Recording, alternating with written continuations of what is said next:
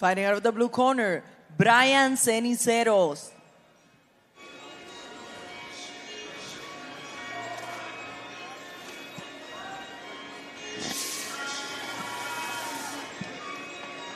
All right, Bryan Ceniceros coming through right now. And guys, believe it or not, another debut fight.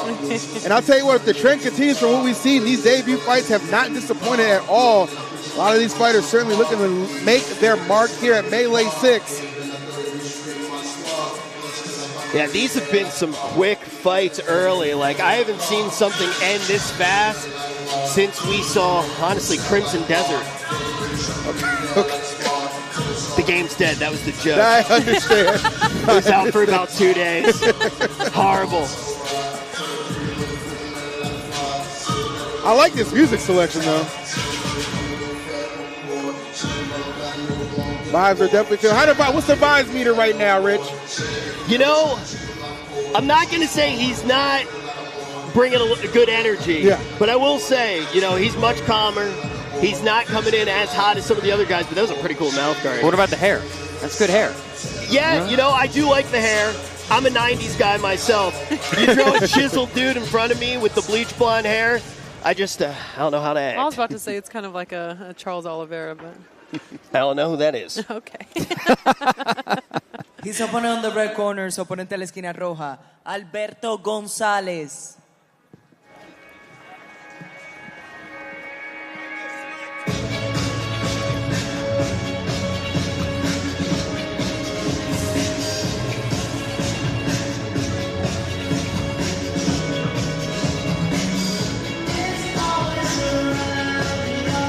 All right. Alberto Gonzalez also making his debut here at Melee 6. Looks like he's got some length on him, too. I'm interested to see what the tail of the tape will be on this one. Good idea, that wingspan. Looks pretty lanky right there, but some muscle to back it up. Let's take a look at this. Oh, wow. Yeah, I was thinking about that. Yeah, that's a 7'4" wingspan. My goodness. Alberto got Bryan covered in that regard. Slight advantage on the height as well. Weight just about the same, but they're both, again, making their debut. First time fighting in the cage at a sanctioned event like this. Very eager to see who's going to take it down. 74.5 wingspan. I mean, look, I've seen some impressive numbers in my day, the likes of 8.1, things like that, but 74.5, is that an impressive wingspan? For this weight class, yeah. They're actually both pretty tall and long for the weight class. Gonzalez obviously is taller and longer, surprisingly, for a 155er. Yeah. Also, combined with this music, he's got a little bit of like a lover boy vibe to him, right? Yeah, right. That's why they didn't come out biting like a rose or something. You know? Throw it to somebody in the crowd. Complete the aesthetic. But, you know, it's still early. It's the debut. Listen, he fights for what he loves. And the work continues in La Jaula, sponsored by, presentado por VerClaim AI, U.S. Global Investors, and Unique Prints. The judges, Chris Watkins, Jenny Cardenas, and Richard Lord. Referee in charge, John Cherlo. Presentando la esquina azul in the blue corner, representing SFS MMA, Bryan Ceniceros. Su oponente en la esquina roja in the red corner, from Laredo Boxing Academy, Alberto Gonzalez.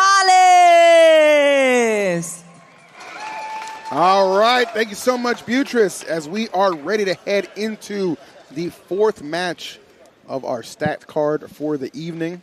Again, this will actually be, I believe, our last debut match. So everybody else that you see coming up will have some prior experience to that in the cage. But right now, here we go. Just right into the fray. We got them haymakers flying, a little tie-up in the center. Oh, we are out for blood right now, Chris. Let's go. These 155ers are not playing around here, coming out right to the strikes.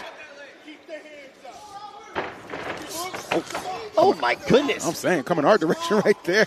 I have not seen amateurs get this aggressive since the last Twitch Rivals, Marvel Rivals tournament. I'll tell you what, and that was just as sweaty. It looks to me like Ceniceros wants to keep this on the feet, and Gonzalez wants to keep this in tight, which is surprising. He's a taller guy. Oh. Nice little inside trip there. All right. We have yet to see any of our matches thus far make it to a second round, by the way, guys. Everything has been completed in the first, and you see going for that Hook's choke right already in. there. Good defense, though, from Bryan. Ceniceros in a bad position here. You know, it's always so interesting to see with debuters because if it makes it anything past the first round, something as explosive as that, it's really interesting to see how they can, you know, manage their energy levels. Yeah, because I think a lot of these guys probably think like, yeah, it'll probably only go one round, but when you do get an opportunity to maybe go a little further, that will be a little bit more of a test to see who down the line can really hold on there. They're trying to make it there, still well over an entire minute to go before we even start considering that possibility. Straight for Oh the my double. goodness. Not quite. Yeah, that's a tough one. It's a tough attempt there. You use a lot of your gas tank to try and lift like that. And if you don't get it, now you're stuck here.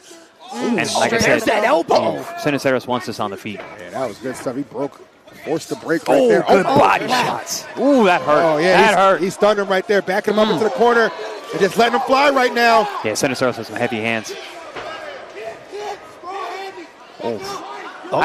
Sprawled and almost stuffed that, but then really just gave it up there. Yeah, I feel like, did he just run out of energy right there? Every time he gets to the floor, to me, it looks like he's tired. Yeah. I think it's more that he just doesn't really have a good ground game, Ceniceros. Okay. And Gonzalez is obviously the better grappler. Yeah.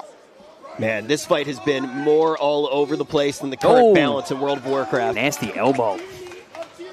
Again, yeah, Ceniceros just doesn't know his positioning. He doesn't know he's in trouble when he's on the mat. All right, the struggle right now is maybe just trying to hold on at this point. We got 35 seconds left in round number one. Again, just trying to maybe see a second round. Will be the first time tonight somebody's able to go to a second round. However, I'm not so sure Alberto is looking to let that happen. It's funny, we were talking about conditioning earlier. I mean, it hasn't been a factor all night long, but I think we're coming to the end of this first round, and we can see the fatigue setting in here. And Bryan, to his credit, continues to do an excellent job just kind of blocking some of these choke submission attempts from Alberto. Full despite mount him here. having a full mounting position on him right now. And I think he's going to make it to round number two. Yes, we are. That was smart for Ceniceros there, just kind of get to the end.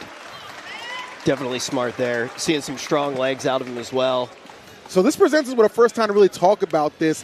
When you're on, you're going for this little bit of a break period, what are you looking for the corner guys to really kind of instill in them right now, Chris? Because this is so early on in their careers, a lot can happen from the coaching in the corner here. So they could see something that maybe they weren't. Because listen, in the beginning, like you're just fighting. It's white noise. You're biting down your mouthpiece. You're throwing. You don't really see the things that your coach can see from that outside position.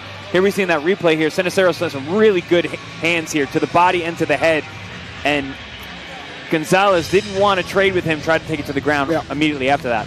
How in a fight like this do you avoid that situation where you get brought down to the ground when it seems like you have so much dominance when you're exchanging blows? Well, it just becomes like your takedown defense. I mean, we saw him take an attempt on a sprawl, but just didn't follow it through. You know, that's all what you're doing in the gym. If you're not working that ground, if you're not working your wrestling, if you're not defending takedowns, you're not going to know how to do it on fight night. All right, let's see what adjustments are going to be made coming into round number two. Two very distinct fighting styles coming out of our fighters. One with supreme dominance when standing up, and hey, the other one when he actually does take it down to the mat. That's where he is in charge. What a kick! Okay. Wow. I like that. He threw the rear leg kick, looked at the leg, and then threw it high to the head. Nice little setup there. Ceniceros did not fall for it. Ceniceros, excuse me.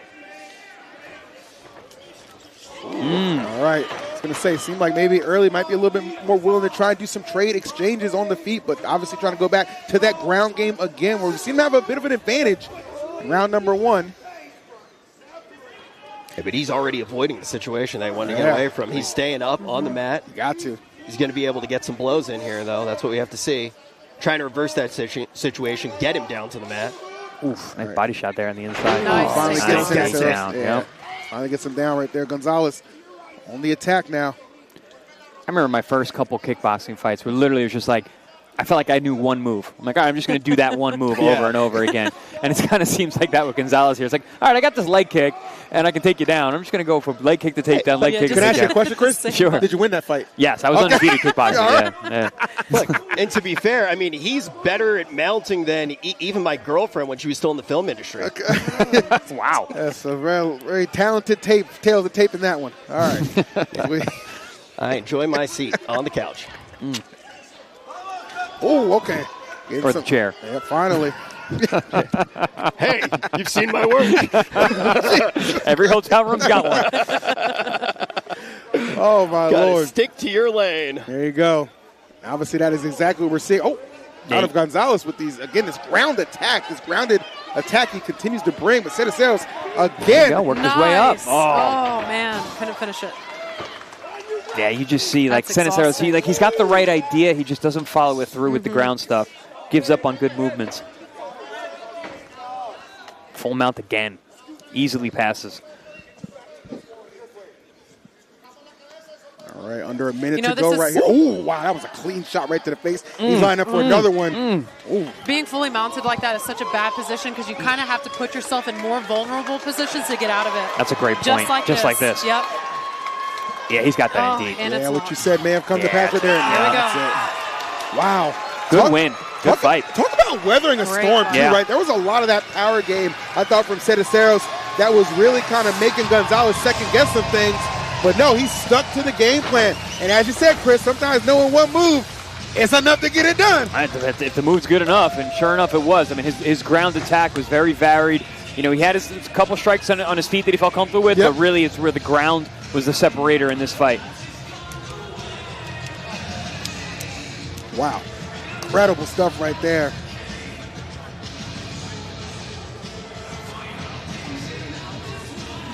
Yep, there it is. And just like you said, you know, when you're in that full mount, where you're fully mounted, you got to put yourself in worse position to get out, and he got caught.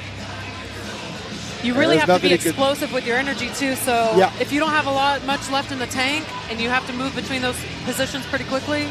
Yeah, because you saw the way he swung. Like, he used a lot of power in his offense for sure. So the fact that Gonzalez was able to kind of, again, weather that storm and get back down to that ground game, it was meant to be on that exchange. Well done as we send it over to Butrus.